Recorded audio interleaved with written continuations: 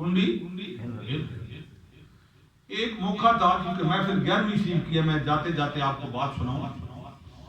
یہ بات واقعی حضور غوث اعظم رضی اللہ تعالیٰ عنہ کے حالات زندگی میں یہ موجود ہے. بہت ساری باتیں ہیں، وقت نہیں ہے، مگر محفل میں بیٹھے ہوئے بندے نے سوال کر دیا کہ اتنا لمبا سفر، اتنا لمبا سفر، اور پھر بہت تھوڑے سے وقت میں کنڈی ہل رہی ہے، بستر گرم ہے، اور یہ سارا سلسلہ پانی جاری ہے، تو کیا ماجرا ہے جی؟ ہمیں کس طرح سمجھ آئے، کیسے سمجھ آئے؟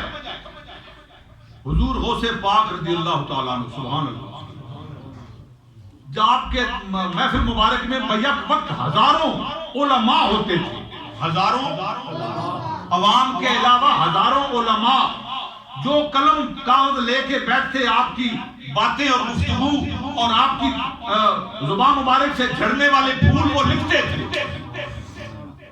تو حضرت صاحب رحمۃ اللہ علیہ نے فرمایا، حضور غوث پاک رضی اللہ تعالیٰ عنہ نے، جا یار تو اس دریا سے پانی بھر کے آ، جا پانی دریا پر پانی بھرنے کے لیے بھیج دیا. پانی بھرنے گیا، سوچا گرمی ہے، تھوڑا نہا لوں، غسل کر لوں، ڈبکی لگائی پانی میں. پہلے مرد تھا تو نکلا تو عورت، وہاں سے اس دیہات کے لوگوں نے پکڑا، لے گئے، شادی کی، بچے ہو گئے. کتنا وقت گزر گیا، پھر کتنے عرصے بعد اسی جگہ پر آیا، اور آتا ہے تو پھر اسے وہ پھر سوچ آتی ہے کہ میں غسل کروں. غسل کیا تو باہر نکلا، پھر اسی طرح مرد کا مرد تھا.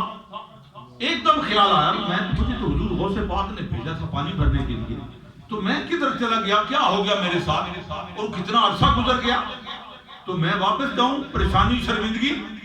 واپس گئے، محفل میں پہنچے تو ہر جو ساتھی تھا بولنے والا کہہ رہا تھا کتنی جلدی آ گیا یار. نہیں سمجھے بات؟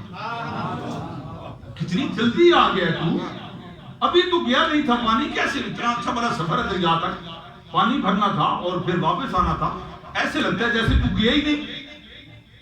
غوث پاک رضی اللہ تعالیٰ عنہ نے فرمایا، ہاں بھائی سب یہ لوگ کہہ رہے ہیں نا، ایسا ہی ہے نا کہ ایسے لگتا ہے کہ جیسے تو گیا ہی نہیں، ادھر ہی تھا. وہ بیچارہ پریشان ہو کر بولتا ہے، حضور عجب بات ہے، ان کی پتری کیا سوچ ہے، کیا معاملہ ہے، یا مجھ سے یہ کوئی مذاق کر رہے ہیں؟ نہیں، میں تو اس طرح میرے ساتھ ہوا. یہ سارا واقعہ اس نے کیا سنایا، کتنا عرصہ ہو گیا، بچے ہو گئے، اور یہ سارے معاملات چلے، تو میں اس کے بعد واپس آیا، تو یہ کہتے ہیں اتنی جلدی واپس آ گئے.